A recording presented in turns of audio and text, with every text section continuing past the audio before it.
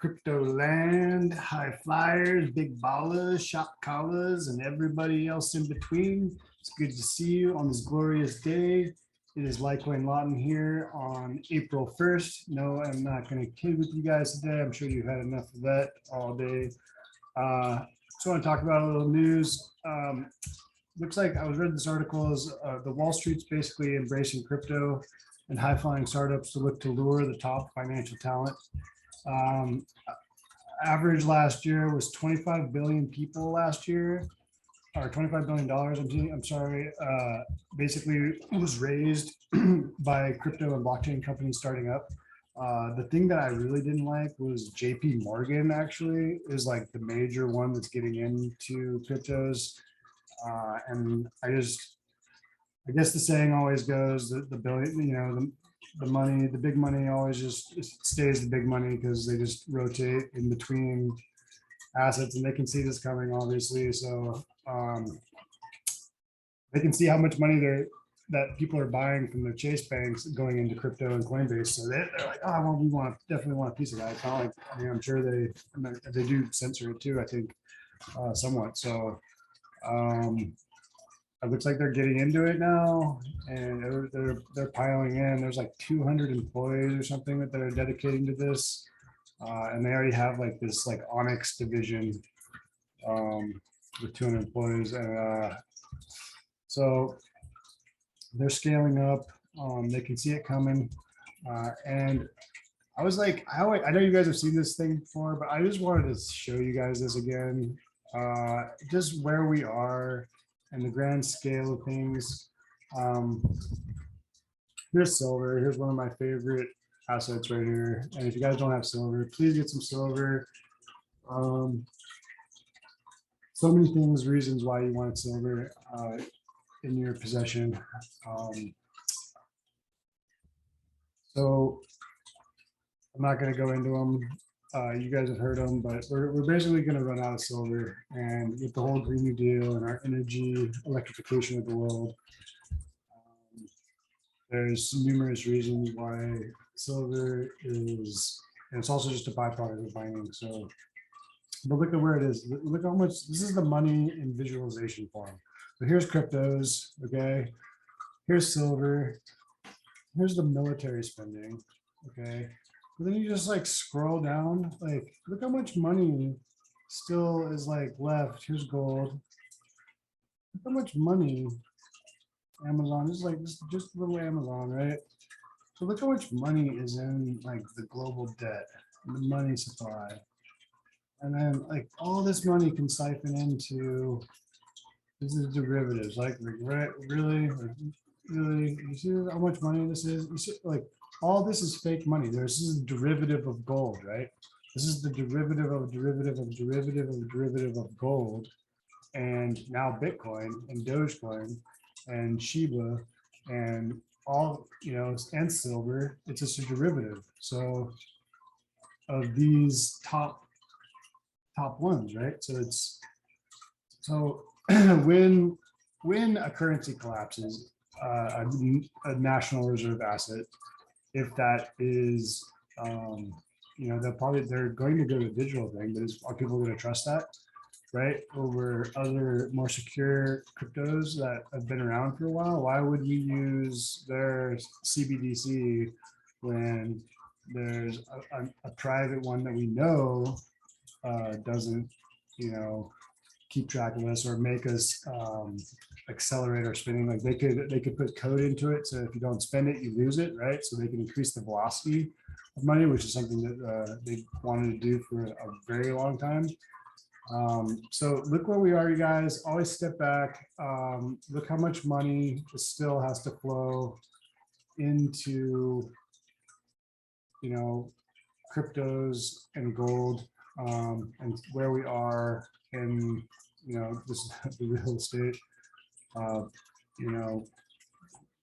we are. So it's pretty amazing to scroll through this, and it always just kind of like, it just baffles me. This is the thing that's a problem right now, right? This is just a beast, the derivatives, right? You know, the only argument that I can say is that I've heard that is very intriguing is the fact that Bitcoin maybe possibly is the ultimate derivative of US dollars, right? Because you have to have, if US dollar doesn't exist, then one Bitcoin equals one Bitcoin. But if US dollar doesn't exist, then how do we know how much to pay for our Apple? You know, how do we price a cup of coffee in Bitcoin? Right. So to be transactional, you have to have this like element of history that one person agreed to pay for something and start the chain and the cycle going. So if the dollar goes away, then the base of the history of what determines a $46,000 Bitcoin goes away. And then what would Bitcoin be at that point? In a hyperinflation, burnout, currency collapse, right? So what would happen on that? So interesting thing. I don't know why I talk about kind of. I always kind of want to know where we're going, and that's kind of. I hold cryptos because I believe in them, but it's an interesting theory. It's a counter theory to cryptos, basically. That the only one that I've ever heard that makes any sense to me is the fact that on dollar collapse, that basically Bitcoin is a derivative of the dollar. So, and a dollar collapse would mean that we have no baseline. We have no way of, we can still send Bitcoin to Bitcoin, but no one, how do we know how much to send or how little to send? We just start, maybe the chain starts then, we just enter into this, the first person with pizza, just here, I'll take, I guess, this, take 30 Dogecoin for a pizza, okay? And it starts a cycle. So I don't know how it's going to work. That's the only argument that I've ever heard against it. But we did have a nice back test, you guys. So we had this beautiful little back test. I put in a trade right at the support here.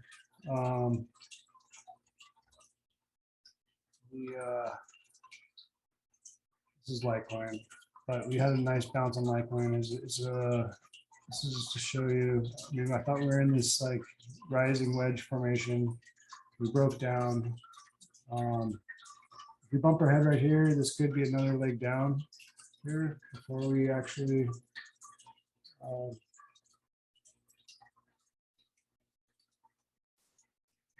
before we actually start moving upwards. Usually the target of these falling wedges is actually the base of the wedge. So we're about $100 Litecoin again. Litecoin may revisit that if this is actually a bearish formation.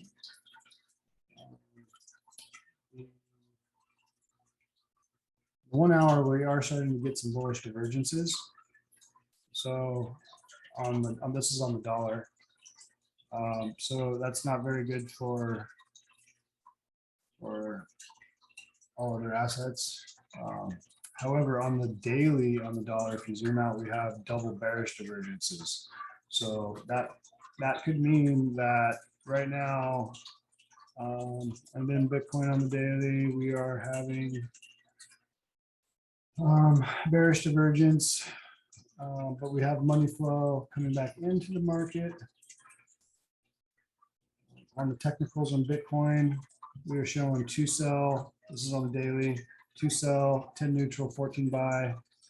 On the 2 hour, we show 3 sell, 10 neutral, and 13 buy. So it's looking pretty good. The indicators are actually looking pretty positive. I'll turn on market cipher here.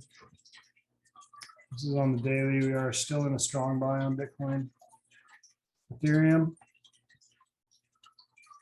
technicals are 3 sell, 9 neutral, 14 buy on the daily. On the 4 hour, we have a 4 sell, 7 neutral, 15 buy. On the 4 hour. And on the 1 hour, we have a 2 sell, 10 neutral, 14 buy. As I said, I'm going to trade right now on Bitcoin. I went in at 43.9 as a long and held that position. I'm going to hold that. Show you where I'm going to exit. Sheeb on the daily, we have a strong buy. The 4 hour, we have a sell. Looking back on the 2 hour, we have a buy. Look, I'm seeing like this kind of a descending channel here. You can maybe call it a bull flag. You know, so the upper line of this is 26 10 millionths of a dollar. Digibyte. Technicals on Digi because I love Digi. On the daily, we have 1 sell, 10 neutral, and 15 buy on Digibyte. On the 4 hour, we have 1 sell, 9 neutral, and 16 buy.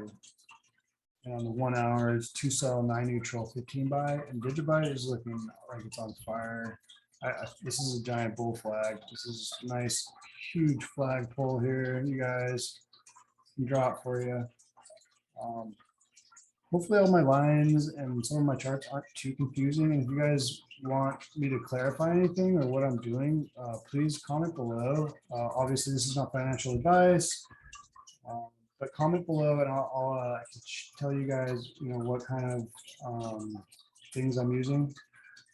Dogecoin on the daily here, we have a buy. I'll go on to the technicals. We have 5 sell, 10 neutral, 11 buy on the daily. On the 4 hour, we have 1 sell, 10 neutral, 15 buy. So we're starting to heat up on Dogecoin. 1 sell, 10 neutral, 15 buy on the 1 hour chart. If you guys are trading this, this looks like a nice little bull flag here with some, or a cup and handle here. Could also be. I was looking at that. And then, you know, our measure move here is the base of the handle. So up here at 17 cents on a breakout for Doji. Silver.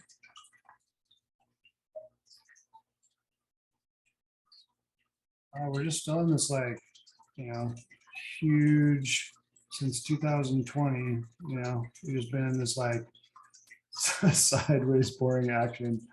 I've just been buying every once in a while, you know, now on big old pumps. You know, I accumulate. So I just, when I get some money, I get, you know, I buy a little silver. But I think this move in the long run, if you guys zoom out on going to the monthly on silver, you notice this giant cup and handle. So this is the thing on silver that I'm looking at, and this peak is 1980, and this peak is 2012. So I listened to a very interesting argument that the reason that it's not so much manipulation in the silver market as much as that it is leverage. And what leverage creates this inflated amount because people don't have to put down the true value of a barrel of oil or a bale of hay or whatever it is they're trading, right?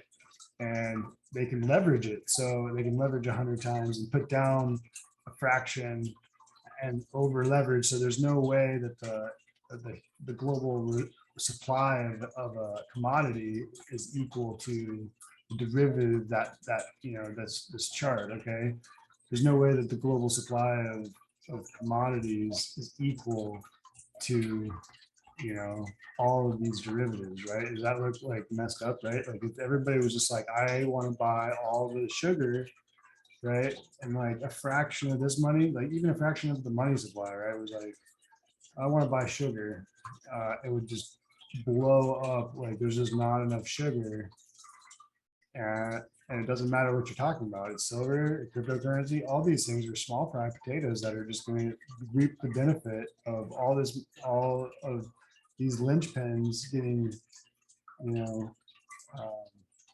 this is what's under attack right now. You know, the money supply and it's global debt, you know. So this is the bonds basically. So it's crazy, and welcome to the roller coaster. This is where we are, you guys. Just hold on, huddle strong, and don't let the tiny little dips bug you. Try to long the supports instead of long in the breakouts. That's what I would recommend. So, like Martin, out. Peace. Have a great day. Enjoy your night. Peace.